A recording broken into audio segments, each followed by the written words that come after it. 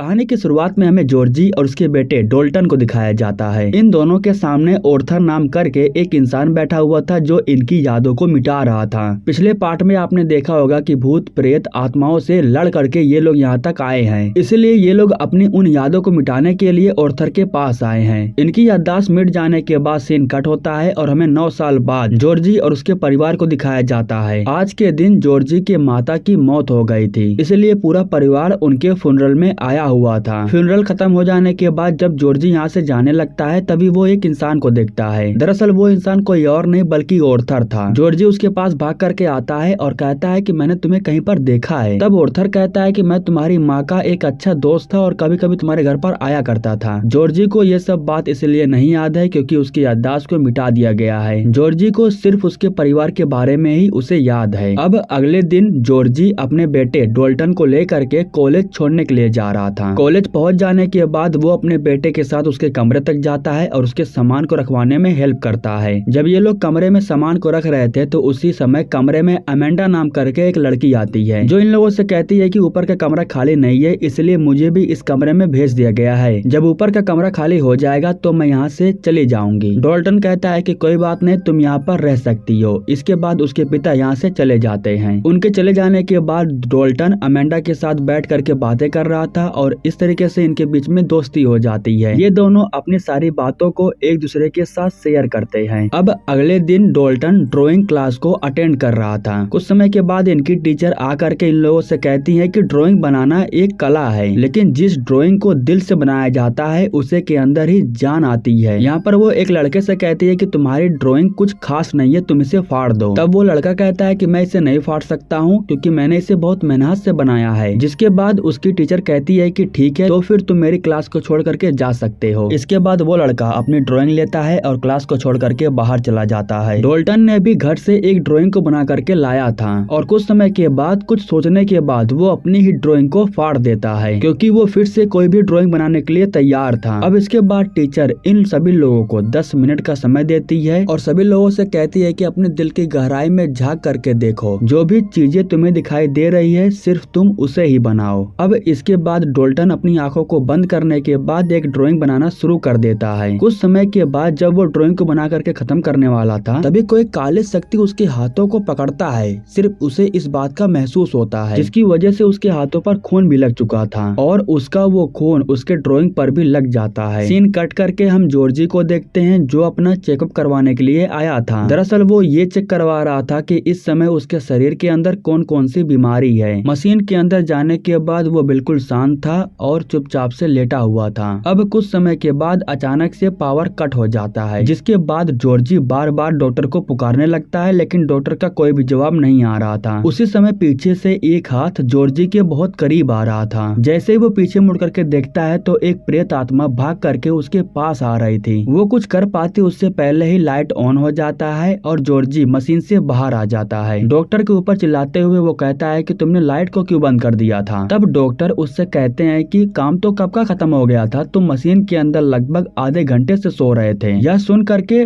Georgy को भी बहुत अजीब लगता है। इसके बाद जब वो जा करके अपने रिपोर्ट को चेक करता है तो उसे मालूम चलता है कि उसके शरीर के अंदर किसी भी प्रकार की कोई बीमारी नहीं है। तब जॉर्जी कहता है कि अगर मेरे अंदर कोई बीमारी नहीं है तो फिर मैं किसी भी बात को याद क्यों नहीं कर पाता हूँ। तब डॉक्टर कहते हैं कि अगर तुम याददाश्त को तेज करना चाहते हो तो तुम किसी भी प्रकार का पजल्स को सोल्व कर सकते हो। यह करने से तुम्हारी जो याद शक्ति है वो धीरे धीरे बढ़ सकती है। सीन कट करके हम डोल्टन को देखते हैं जिस ड्राइंग को उसने कॉलेज में बनाया था वो उसे लेकर के घर आता है। उसने अपने ड्राइंग में एक दरवाजे को बना रखा था। दरअसल सपनों में उसे रेड कलर का एक दरवाजा दिखाई देता है, लेकिन याददाश्त मिट जाने की वजह से इस दरवाजे की क्या सच्चाई है इसके बारे में डोल्टन को नहीं मालूम चल पा रहा है। शॉर्ट सर्किट की वजह से कमरे की जो बिजली थी वो चली जाती है, जिसके बाद वो इन्वर्टर की मदद से बल्ब को जलाता है। लेकिन इस बार जो बल्ब था वो रेड कलर में जल रहा था क्योंकि उसको ऊपर किसी ने खून लगा दिया था। ठीक उसी समय जब डोल्टन अपने बेड पर देखता है तो उस पर किसी के पंजों के निशान पड़े हुए थे। इसके बाद डोल्टन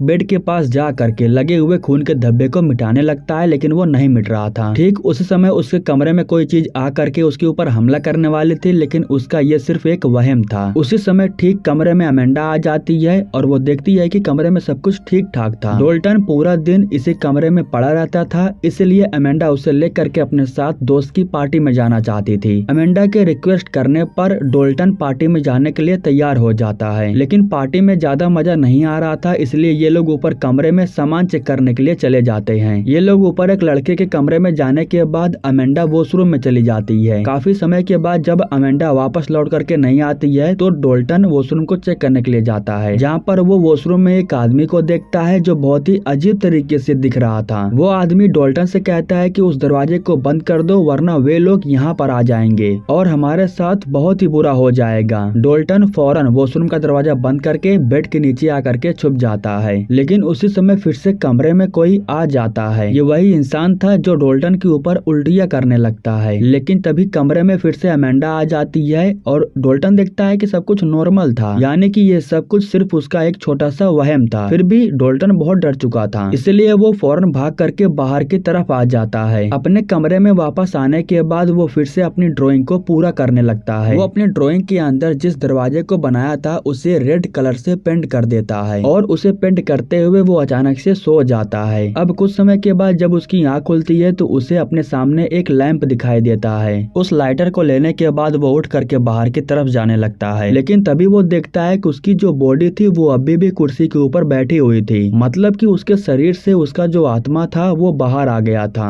अब डोल्टन की जो आत्मा थी वो ऊपर के कमरे में अमेंडा के पास जाती है। वो जैसे ही अमेंडा के पियानो को उठा करके बजाना शुरू करता है तो अमेंडा की आँख खुल जाती है और अमेंडा देखती है कि उसके कमरे में सब कुछ नॉर्मल था, लेकिन उसी समय डोल्टन की आत्मा पियानो को नीचे फेंक देती है और कमरे से बाहर की तरफ भाग जाती है। दरअसल वो बहुत डर गया था, इसलिए वो दोबारा अपने शरीर के अंदर जा रहा था। अमेंडा को इस बात का एहसास हो जाता है कि जो डोल्टन है वो थोड़ा बहुत ठरकीपना कर रहा है, इसलिए वो डोल्टन से पूछती है कि तुम मेरे कमरे में क्या कर रहे थे। तब डोल्टन कहता है कि तुम्हें सुनने में थोड़ा अजीब लगेगा, लेकिन मेरा जो शरीर है उसमें से मेरी आत्मा अलग हो गई थी और कुछ समय के लिए दूसरी दुनिया में चली गई थी। यह सुनने के बाद अमेंडा कहती है कि लगता है कि तुम आजकल माल ज्यादा फूंक रहे हो। दरअसल अमेंडा को अभी भी उसकी बातों पर विश्वास नहीं हो रहा था, और विश्वास करे भी तो कैसे, क्योंकि ये बात कोई नॉर्मल नहीं थी। सीन कट करके हमें जॉर्जी को दिखाया जाता है जो अपने याददाश्त को तेज करने के लिए एक पजल को सोल्व कर रहा था। उसने अपने परिवार के फोटोज को लगा करके रखा था और उन्हीं फोटोज को देख करके वो उनके नाम को ले रहा था।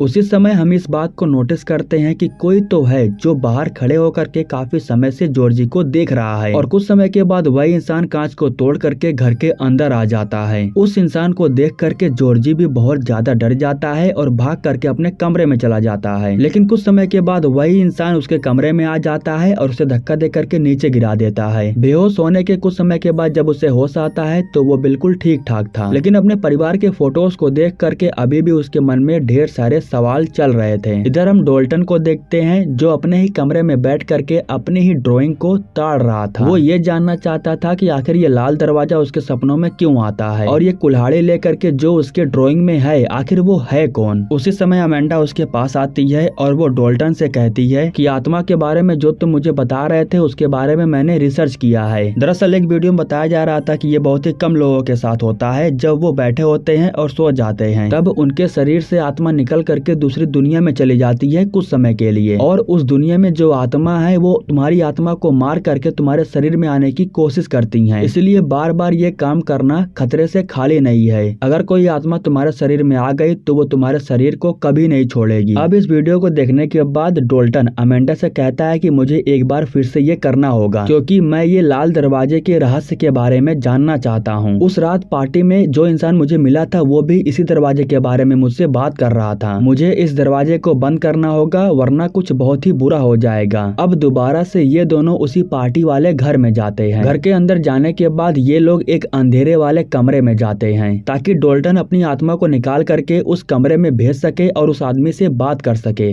अब कुछ समय के बाद डोल्टन की आत्मा बाहर निकल करके उस कमरे की तरफ जाने लगती है। इस बार जब वो उस कमरे में जाता है तो उसकी मुलाकात उस आदमी से नहीं होती है। हालांकि वो यहाँ पर एक आदमी को देखता है जो उसी घर में था। अब वो आदमी जैसे ही वॉशरूम के बाहर जाता है तभी घर की पावर ऑफ हो जाती है। घर का पावर ऑफ हो जाने के बाद अंधेरा हो गया था। अब इससे अमेंडा को भी खतरा था। ठीक उसी समय एक शैतानी हाथ आ करके अमेंडा को पकड़ लेती है और उसके गले को दबा करके उसे जान से मारने लगती है। जब डोल्टन भाग करके आता है तो देखता है कि अमेंडा के पास एक शैतान बैठा हुआ था। इसके बाद डोल्टन फौरन अपने शरीर में चला जाता है और अमेंडा की जान बच जाती है। अब ये हादसा हो जाने के बाद अमेंडा की जान जाते जाते बची है। इस खतरे के बारे में इन दोनों को नहीं पता था कि इससे बाकियों को भी नुकसान हो सकता है। इसीलिए वो अमेंडा के पास आकर के उससे माफी मांगता है और कहता है कि मुझे नहीं पता था कि वो तुम्हें नुकसान पहुंचा देगा। इसके बाद डोल्टन अपने भाई के पास फोन करता है और उस दरवाजे के बारे में उससे पूछता है और उससे ये भी पूछता है कि आखिर ऐसी कौन सी बात है जो हमारे माता पिता मुझसे छुपा रहे हैं। तब उसका भाई उसे एक बात बताता है। इन बातों को सुनने के बाद जो घटना इनके साथ बचपन में घटा था वो सब कुछ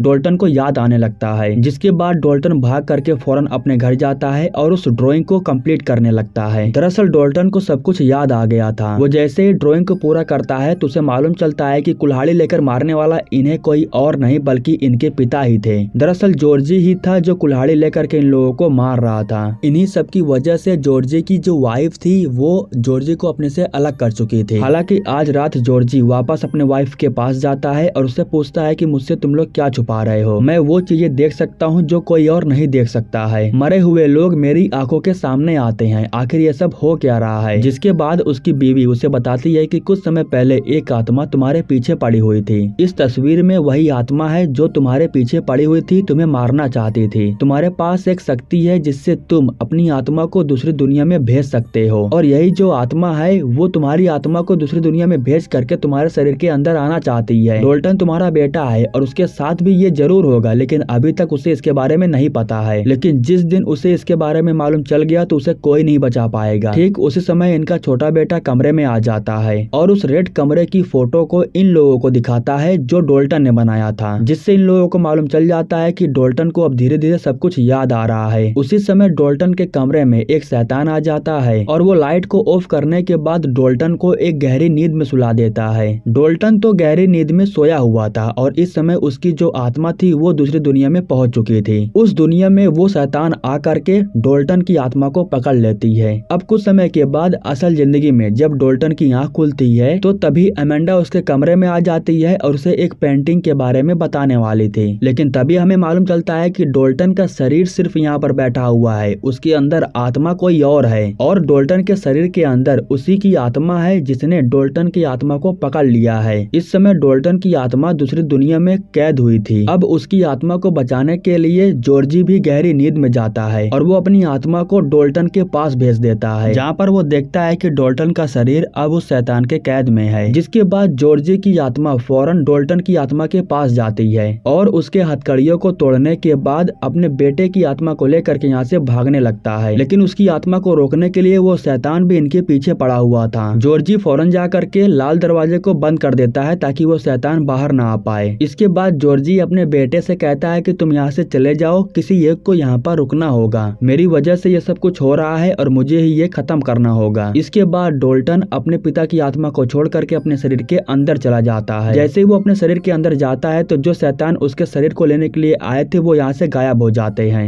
अब जो शैतान था वो जॉर्जी की आत्मा को हासिल करना चाहता था, इसीलिए वो दरवाजे को तोड़ने की पूरी कोशिश कर रहा था। लेकिन तभी जॉर्जी देखता है कि लाल दरवाजे के ऊपर पेंटिंग गिरने लगा है। दरअसल जो डोल्टन था वो अपनी ड्राइंग को रेड कलर से पेंट कर रहा था ताकि वो जो शैतान है वो पेंटिंग के सहारे उसे अंदर ही बंद कर सके। पेंटिंग पूरा होते ही दरवाजा बंद हो जाता है और वो जो शैतान था वो दरवाजे के बाहर नहीं आ पाता है। इस तरीके से डोल्टन अपने पिता की भी आत्मा को बचा लेता है और वापस से एक बार फिर से उन्हें एक नया जीवन दान मिल जाता है। डोल्टन अपने पिता के पास कॉल करता है और जब उसे मालूम चलता है कि उसके पिता बिल्कुल ठीक हैं तो वो बहुत खुश होता है। और इसी के साथ ये कहानी यहीं पर समाप्त हो जाती है। दोस्तों, हमारे YouTube चैनल को सब्सक्राइब करने के लिए आप लोगों का दिल से शुक्रिया।